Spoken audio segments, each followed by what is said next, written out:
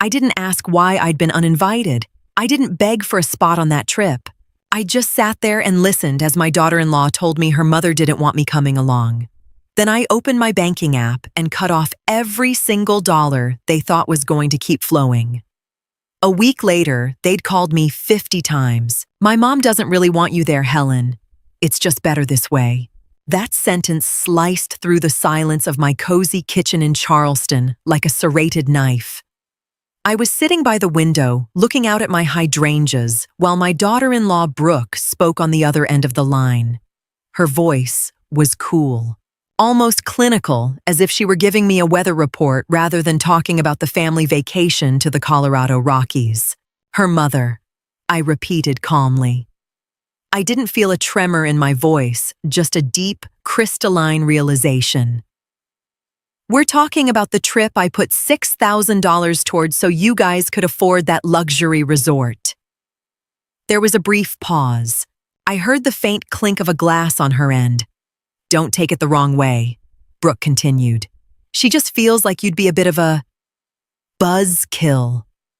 You're so traditional. We just want it to be our inner circle." I looked at my hands. They were steady. Since my husband passed away 5 years ago, I had supported my son Julian and his wife however I could. Monthly transfers, the rent for their townhouse, even Brooke's car payments. I was the bank. But apparently, I wasn't a guest at the table. "I understand," I said shortly. "Enjoy your time." I hung up without waiting for an answer. My mind was already racing. I wasn't a woman who cried or screamed. I was a woman who took care of business. I opened my banking app on my tablet. There they were, the recurring transfers, rent, utilities, the grandkid fund, even though they didn't have kids yet.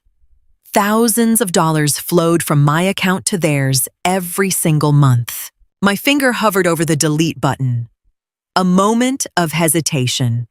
If I was a buzzkill, then my financial absence should provide all the cheer they needed.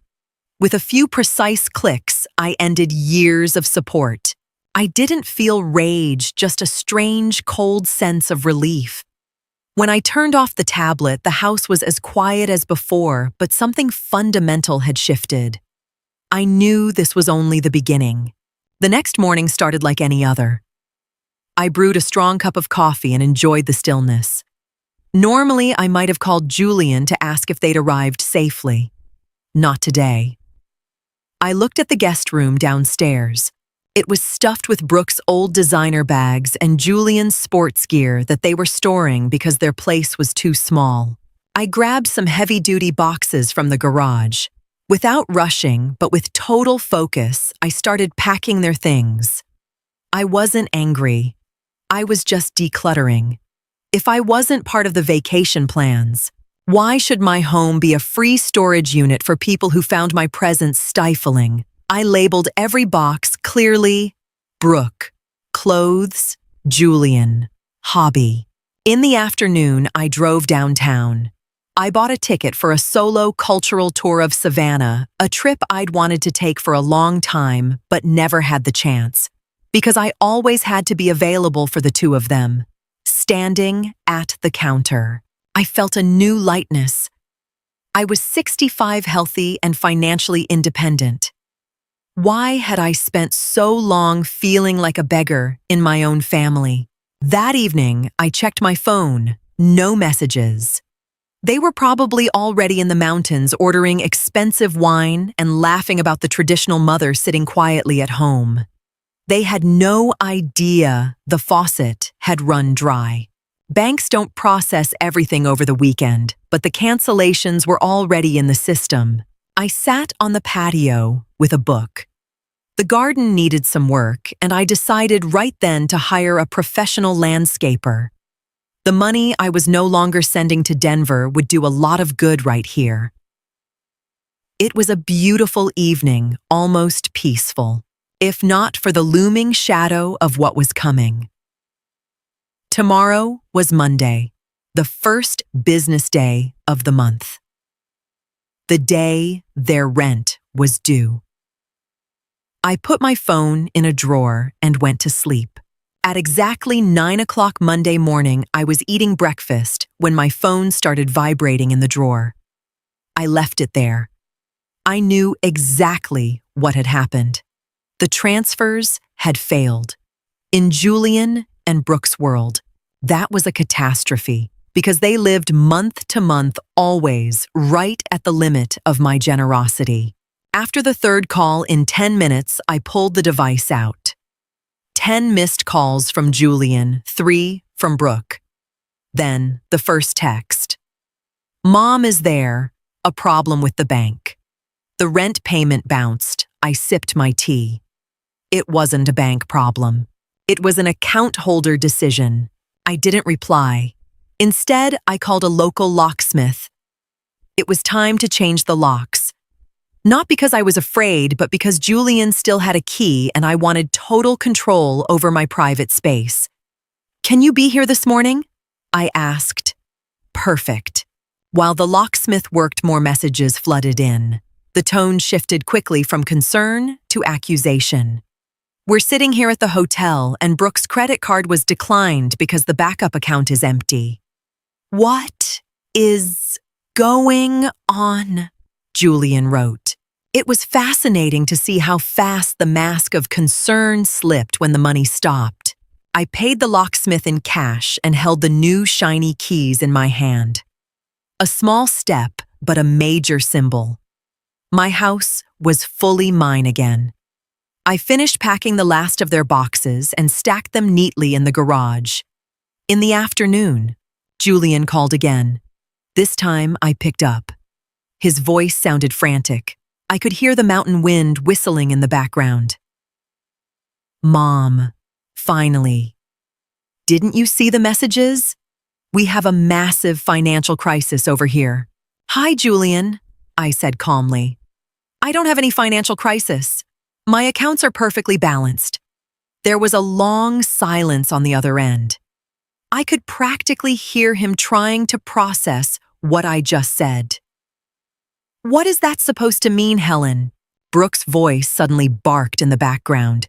She was obviously listening in. We were counting on that money. That's our budget for the month. I leaned back in my armchair. I didn't like her tone, but it didn't surprise me. You plan a budget with your own money, Brooke, I replied, matter-of-factly, not with the wealth of a woman who dampens the mood. Since I wasn't invited on the trip, I saw no reason to keep financing it. And as for your rent, you both have jobs. It's time you covered your own overhead. Julian sounded desperate now. But Mom, we already booked the expensive rental car and the hotel. We can't just leave. Why didn't you warn us? I almost smiled. Warn them. Had they warned me when they cut me out of the family vacation? I simply adapted to your need for flexibility, I said. You wanted to be inner circle. Money is a very personal connection. Since you severed the social connection, I completed the financial one. It's only logical. Julian tried a different tactic. This is blackmail. You're punishing us just because we wanted some time to ourselves. No, Julian, I corrected him. Punishment would be taking away something that belongs to you. I simply stopped giving you gifts. There's a big difference. And while we're on the subject, your things are packed in the garage. I'm turning that spare room into a painting studio next week. Brooke practically screamed something about ungratefulness and how impossible I was. I waited until she was done. Then I said, I'm going to hang up now. I have an appointment with my landscaper. When you get back, you can pick up your boxes. Please call first. I have new locks. I hung up and turned the phone off completely. My living room was blissfully quiet again. I didn't feel like a victim, and I didn't feel like I was out for revenge. I felt like a woman who was finally back in the director's chair of her own life. The next day, I drove to my favorite cafe in the historic district. I wanted to be around people, just not my people. As I enjoyed my lemon tart, I thought about Julian's reaction. He was my son, but he had become a shadow of his wife. He'd forgotten that respect isn't a one-way street. I turned my phone on briefly to confirm my Savannah trip. Immediately, notifications exploded. 50 missed calls total since Friday. There was a message from my sister-in-law, Helen. What's going on? Brooke is posting on Facebook that you abandoned them on vacation. Everyone is asking. I sighed. The public smear campaign had begun. I opened the app and saw Brooke's post, a picture of the mountains captioned with a sob story about family instability and how sad it is when you can't rely on the older generation.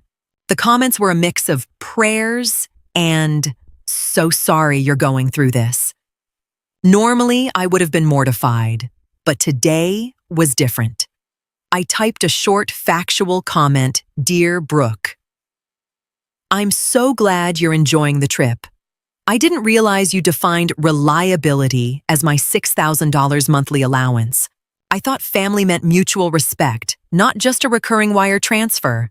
Have fun in the Rockies." Within minutes, the comment section exploded. The people who were offering sympathy suddenly started doing the math. $6,000 a month, someone wrote. That's more than most families make. The tide turned instantly. The internet does not like spoiled adults complaining about their generous benefactors. I deleted the app from my phone. I didn't need digital validation, but it felt good to let the truth sit in the room. The truth is often the simplest defense. That afternoon, I started setting up my studio. I bought canvases and high-end paints. It was a beautiful room, bright and airy. As I looked at the empty shelves where Brooke's expensive bags used to sit, I felt a deep sense of satisfaction. My house could breathe again, and I breathed with it. 2 days later, the doorbell rang. Through the intercom, I heard the voice of Greg, Brooke's brother. He was actually a decent guy, a hard worker. I opened the door but kept him in the foyer. "Helen," he said, looking visibly uncomfortable. I was asked to check in. The mood on the trip has... well, it's tanked. "I'm not surprised, Greg," I replied. "Champagne probably doesn't taste as sweet when it's not on my tab." Greg looked down at his shoes. They had to switch hotels, some cheap motel on the outskirts. Brooke is losing it. Julian is trying to keep the peace, but he's a wreck. He's asking if you could at least cover the rent this one last time, as a loan. I shook my head. "Greg, you're a good man, but don't let them use you as a messenger boy. Julian has my number. If he wants a loan, he can sign a legal contract and provide collateral. But as a mother, I'm currently on retirement." Greg sighed. I get it. Brooke crossed a line with that stuff about her mother. It was disrespectful. It was illuminating, Greg, I corrected him. It showed me exactly where I stood. And now I'm standing here in my house planning my own vacation. Would you like a coffee before you go? We had coffee in the kitchen. We didn't talk about money anymore. He told me about his construction business, and I realized how much I'd missed normal conversations, ones that didn't revolve around Julian's latest career pivot or Brooke's shopping sprees. When he left, he shook my hand. "I think this is the best thing you could have done, Helen. They need to grow up." After he left, I felt validated. It wasn't just me. Even outsiders saw the madness. I packed my suitcase for Savannah. My train left tomorrow morning. A new chapter was starting, and for the first time in years, I didn't feel responsible for someone else's happiness, only my own. I spent 5 wonderful days in Savannah. I toured the historic homes, walked through the moss-draped squares, and ate in little bistros without checking my phone once. When I got back to Charleston on Friday evening, a familiar car was parked in front of my driveway. Julian and Brooke. They did not look like they had just come from a relaxing getaway. They were sitting on the front porch steps, surrounded by a few bags. When I got out of the Uber, Julian jumped up. Mom, where have you been? We've been waiting for hours. I was on vacation, Julian. I said calmly, handing the driver a tip. I told you I'm starting to look out for myself. Brooke looked terrible. Her hair was a mess, and that arrogant smirk had been replaced by pure stress. Helen, we need to talk. This lock thing. It's too much. We couldn't even get our stuff. Your things are safe in the garage, I replied, walking toward the door. I'll unlock it for you in a second, but you're not coming inside tonight. I'm tired from traveling. Mom, please. Julian pleaded. The landlord sent us an eviction warning. If we don't pay the rent by Monday, we're out. We're broke. Everything went to the cancellation fees at the hotel. I stopped at the door and looked at my son. He looked so small. Julian, you're 35 years old. You have a job at a marketing firm. Where is your paycheck? It wasn't enough for the lifestyle, Brooke. The lifestyle we wanted? He stammered. I opened the front door, stepped inside, and turned back one last time. Then you need to change your lifestyle. That's called reality. I'm going to open the garage door now. Take your boxes. For anything else, we can talk next week, but only if you have a plan for how you're going to fund your own lives. I hit the button for the garage and closed my front door. I heard the whir of the motor and then Brooke's muffled, angry hissing outside. I didn't care. I made a cup of tea and enjoyed the feeling of being home. On Monday, Julian called. This time, he sounded different. The panic had been replaced by a dull sort of acceptance. Mom, can we meet? Just us, at a coffee shop. I agreed. I wanted to see if my son still existed under the layers of entitlement. We met at a small bakery. Julian had a folder with him. I ran the numbers he started quietly. Without your help, we can't afford the townhouse. We gave notice. We're moving into a smaller apartment on the edge of town. I nodded. That's a sensible first step, Julian. Brooke is furious, he continued. She says you betrayed us, but I did a lot of thinking in that crappy motel in Colorado. We treated you like an ATM. I'm sorry, Mom. Truly. I looked at him for a long time. I wanted to believe him, but I wasn't naive. Apologies are just words, Julian. Actions are what count. I'm not paying the rent this month. You'll have to take out a personal loan or sell the car. You need to feel what it means to have obligations. He swallowed hard. I know. I already turned in my leased car. I'm taking the bus to work now. That was new. That was a real consequence. And Brooke? I asked. She's looking for a full-time job. She was only working a few hours a week because she thought that was enough. Julian looked like he'd aged 5 years in a week, but his gaze was steadier than usual. Good, I said. Once you have your debts under control and you've proven for a year that you can stand on your own 2 feet, we can talk about having a normal relationship. But the money from me is over. I'm using my savings for my travels and my home, and for charities I actually care about. Julian nodded slowly. It was a painful process for him, but a necessary one. We parted with a quick hug. For the first time in a long time, the connection to my son felt real, not bought and paid for. The next few months flew by. I transformed my house into a place of creativity. My painting studio became my favorite sanctuary.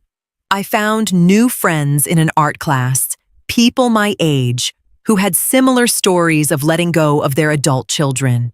We laughed a lot about the madness of getting older.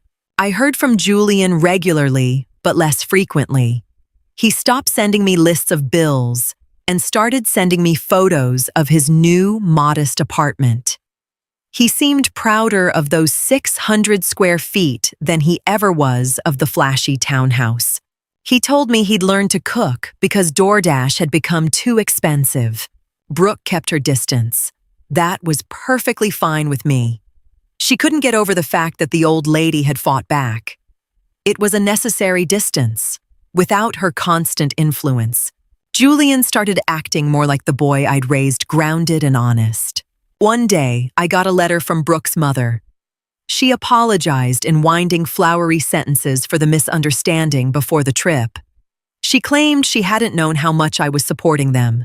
I didn't write back. Some apologies only come when the well runs dry and people worry about their own reputation. I realized I wasn't waiting for the phone to ring anymore. My phone used to be my anchor. Now it was just a tool. I had learned to love the silence.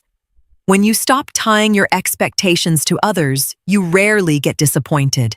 On a golden October afternoon, I sat in the garden looking at the roses my new landscaper had trimmed so perfectly.